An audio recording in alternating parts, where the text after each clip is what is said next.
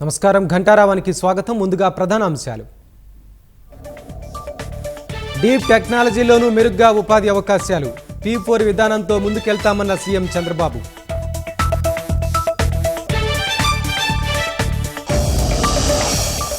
విక్రాంత్ రెడ్డి అభ్యర్థనను తిరస్కరించిన high court. Kakinada SEZ port కేసులో ముందస్తు బెయిల్ విచారణ వాయిదా.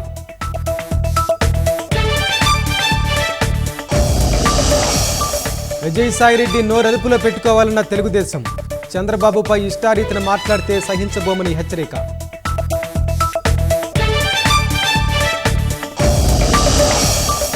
పంజాబ్ రైతుల చలో ఢిల్లీ కార్యక్రమంలో ఉద్రిక్తత. శంభు వద్ద కర్షకులు భద్రతా బలగాల మధ్య తోపులాటలు.